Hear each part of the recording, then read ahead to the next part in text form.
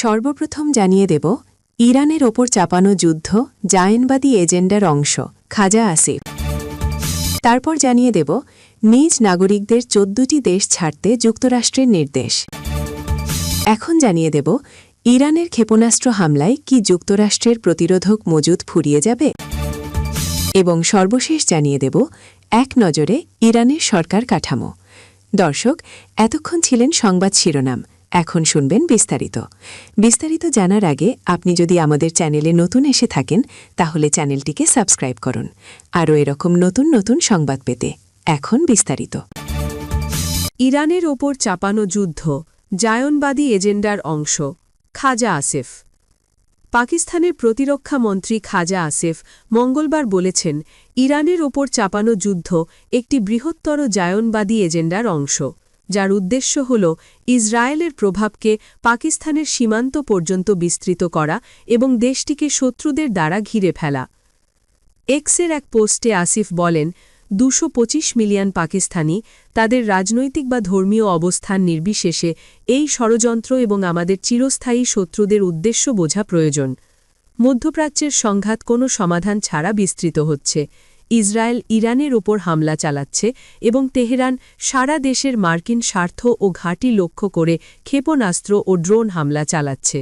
4 দিনের সংঘাতে ইরানের অনেক শীর্ষ নেতা, যার মধ্যে সর্বোচ্চ নেতা আয়াতুল্লাহ আলী খামেনি, ইসরায়েল ও যুক্তরাষ্ট্রের অপ্ররোচিত ও অযৌক্তিক বিমান হামলায় নিহত হয়েছেন। ইরানি কর্মকর্তারা সতর্ক করেছেন যে খামেনির মৃত্যু একটি গুরুত্বপূর্ণ মোড় হবে এবং বিপ্লবী গার্ড এবার প্রতিশোধ নেওয়ার অঙ্গীকার করেছে। প্রতিরক্ষামন্ত্রী বিবৃতিতে জায়নবাদকে মানবতার জন্য হুমকি হিসেবে উল্লেখ করে বলেছেন, ইসরায়েল প্রতিষ্ঠার সময় থেকে আজ পর্যন্ত ইসলামী বিশ্বের প্রতিটি বিপর্যয় এবং প্রতিটি যুদ্ধের সঙ্গে জায়নবাদী মতবাদ এবং ইসরায়েলি রাষ্ট্রের সরাসরি বা পরোক্ষ ভূমিকা রয়েছে। তিনি বলেন, জায়নবাদী একটি শতাব্দীর জন্য বিশ্ব অর্থনীতি নিয়ন্ত্রণ করছে এবং প্রধান বিশ্ব শক্তিগুলি কার্যত এর বন্দী। পাকিস্তানের কৌশলগত শক্তি উল্লেখ করে আসিফ বলেন, দেশটি পারমাণবিক শক্তিধর এবং আল্লাহর কৃপায় এবং সেনাবাহিনীর সাহায্যে বিশ্বের কাছে এর ক্ষমতা স্বীকৃত। তিনি পাকিস্তানের সার্বভৌমত্ব রক্ষায় শহীদ ও গাজীদের ত্যাগের প্রশংসা করেছেন এবং দেশের পারমাণবিক ক্ষমতা নিশ্চিত করা সকলের প্রতি কৃতজ্ঞতা প্রকাশ করেছেন। সাবেক প্রধানমন্ত্রী নওয়াজ শরীফের সাহসের প্রশংসা করে তিনি বলেন, পারমাণবিক পরীক্ষা পরিচালনার মাধ্যমে পাকিস্তান বিশ্বের কাছে একটি পারমাণবিক রাষ্ট্র হিসেবে পরিচিত পেয়েছে। আসিফ বলেন, ইরান চুক্তির জন্য প্রস্তুত থাকলেও যুদ্ধ চাপানো হয়েছে এবং এই সংঘাতের পেছনের এজেন্ডা জায়নবাদীদের দ্বারা পরিচালিত, যার মধ্যে ইসরায়েলের প্রভাব পাকিস্তানের সীমান্ত পর্যন্ত বিস্তৃত করা।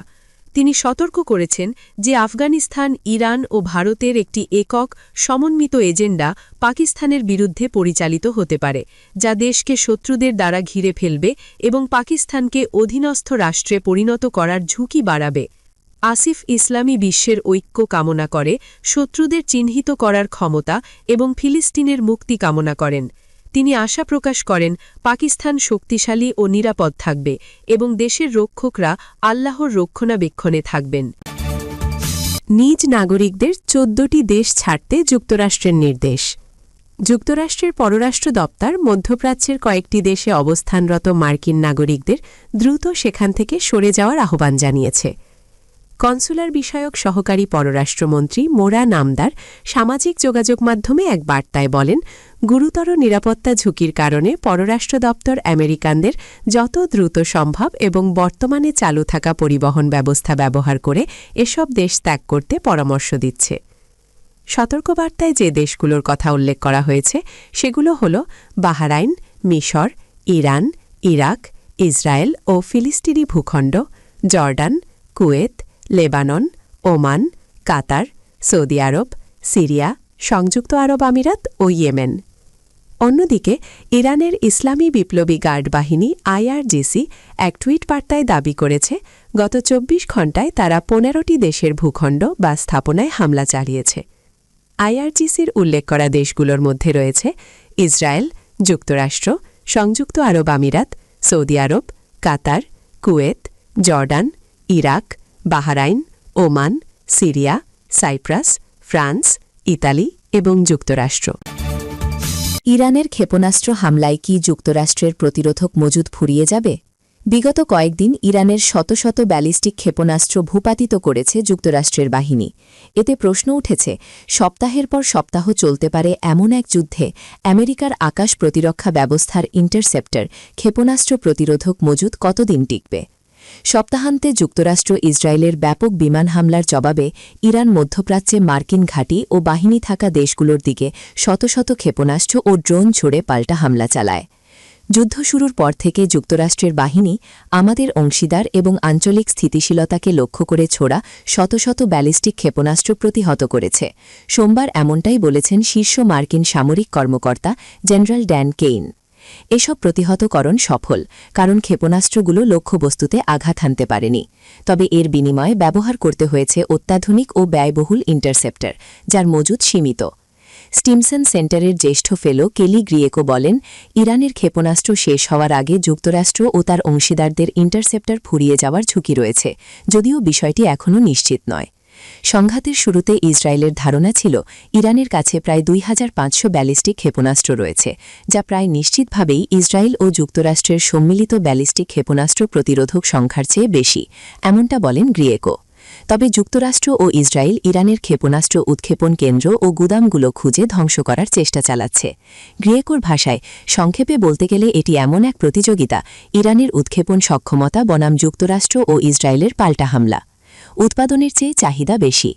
জেনারেল কেইন বলেন, ইরানের ড্রোনও হুমকি তৈরি করছে, তবে কতগুলো ড্রোন ভূপাতিত করা হয়েছে সেই সংখ্যা তিনি জানাননি। শুধু বলেন, আমাদের প্রতিরক্ষা ব্যবস্থা দ্রুত লক্ষ্যবস্তু শনাক্ত ও ধ্বংস করতে কার্যকর প্রমাণিত হয়েছে। গ্রিয়েকো জানান, ড্রোন মোকাবিলায়ও ইন্টারসেপ্টর ব্যবহার হচ্ছে, তবে ক্ষেপণাস্ত্রের তুলনায় কম। এমনকি সবচেয়ে তীব্র ঘাটতি ব্যালিস্টিক ইন্টারসেপ্টরেই। যুদ্ধ কতদিন চলবে সেটিও ইন্টারসেপ্টরের চাহিদা নির্ধারণে গুরুত্বপূর্ণ। এখনও স্পষ্ট নয় এই সংঘাত কত দীর্ঘ হবে। মার্কিন কর্মকর্তারা, যার মধ্যে ডোনাল্ড ট্রাম্পও রয়েছেন, বহু সপ্তাহব্যাপী যুদ্ধের কথা বলেছেন। তবে সোমবার ট্রাম্প বলেন, আমরা ইতোমধ্যেই আমাদের সময়সূচির তুলনায় অনেক এগিয়ে আছি। ট্রাম্প বলেন, শুরুতে আমরা 4 থেকে 5 সপ্তাহের পূর্বাভাস দিয়েছিলাম, কিন্তু এর চেয়েও দীর্ঘ সময় চালিয়ে যাওয়ার সক্ষমতা আমাদের আছে। পেন্টাগনের প্রধান পিট হেগসেতো সম্ভাব্য বিভিন্ন সময়সীমার কথা উল্লেখ করেছেন। 4 সপ্তাহ, 2 সপ্তাহ, 6 সপ্তাহ, সময় বাড়তেও পারে, কমতেও পারে। আটলান্টিক কাউন্সিলের প্রতিরক্ষা কর্মসূচির নির্দেশক জো কোস্টা বলেন, ইরানের সঙ্গে দীর্ঘস্থায়ী সংঘাত চীন সহ অন্যান্য বৈশ্বিক অগ্রাধিকারের জন্য প্রয়োজনীয় গুরুত্বপূর্ণ মার্কিন আকাশ প্রতিরক্ষা ইন্টারসেপ্টর মজুদের ওপর তীব্র চাপ সৃষ্টি করতে পারে। তিনি আরও বলেন, যুক্তরাষ্ট্র ও ইসরায়েল ইরানের ক্ষেপণাস্ত্র ও ড্রোন উৎক্ষেপণ সক্ষমতা কতটা কার্যকরভাবে নিষ্ক্রিয় করতে পারে তার ওপর অনেক কিছু নির্ভর করছে। গ্রিয়েকোর মতে, ইন্টারসেপ্টরের ক্ষেত্রে উৎপাদন কোনোভাবেই চাহিদার সঙ্গে তাল মেলাতে পারছে না। ইউরোপ, ইন্ডো প্যাসিফিক থেকে মধ্যপ্রাচ্য, প্রতিটি অঞ্চলে আরও বেশি ক্ষেপণাস্ত্র প্রতিরক্ষা লঞ্চার ও ইন্টারসেপ্টরের তীব্র প্রয়োজন রয়েছে, কিন্তু যুক্তরাষ্ট্র এগুলো যত দ্রুত ব্যবহার করছে তত দ্রুত প্রতিস্থাপন করতে পারছে না। এক নজরে ইরানের সরকার কাঠামো। 3 দশকেরও বেশি সময় ধরে ইরানের সর্বোচ্চ নেতা হিসাবে দায়িত্ব পালনের পর শনিবার 28 ফেব্রুয়ারি আয়াতুল্লাহ আলী খামেনি যুক্তরাষ্ট্র এবং ইসরায়েলের যৌথ হামলায় নিহত হয়েছেন। ইরানের সর্বোচ্চ নেতা আয়াতুল্লাহ আলী খামেনির মৃত্যুতে দেশ পরিচালনার দায়িত্ব চলে যায় 3 সদস্যের অন্তর্বর্তীকালীন কাউন্সিলের হাতে। খবর আল জাজিরার। মঙ্গলবার 3 মার্চ ঘোষিত কাউন্সিলের সদস্যরা হলেন Ayatollah Ali Reza Arafi, president Masoud Pezeshkian এবং সুপ্রিম কোর্টের প্রধান বিচারক গোলাম হোসেন মোহসেনি এজেই। ইরানের সংবিধানের 111 নং ধারা অনুযায়ী এই অন্তর্বর্তীকালীন কাউন্সিল দেশের প্রশাসনিক দায়িত্ব পালন করবে যতক্ষণ না 88 সদস্যের অ্যাসেম্বলি অফ এক্সপার্টস নতুন সর্বোচ্চ নেতা নির্বাচন করে। ইরানের রাজনৈতিক ব্যবস্থা নির্বাচিত প্রতিষ্ঠান এবং শক্তিশালী অনির্বাচিত সংস্থার সমন্বয়।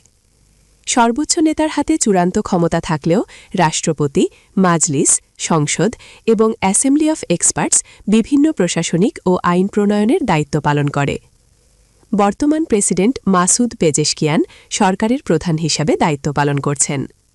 সংক্ষেপে ইরানের সরকার কাঠামো। সর্বোচ্চ নেতা সামরিক, বিচার ও নির্বাচনের অনুমোদন নিয়ন্ত্রণ করে। অ্যাডভাইজারি কাউন্সিল বা মিডিয়েটার্স 39 জন। জুডিশিয়ারি প্রধান, সুপ্রিম কোর্টের প্রধান 6 জন গার্ডিয়ান কাউন্সিল সদস্য নিযুক্ত করেন।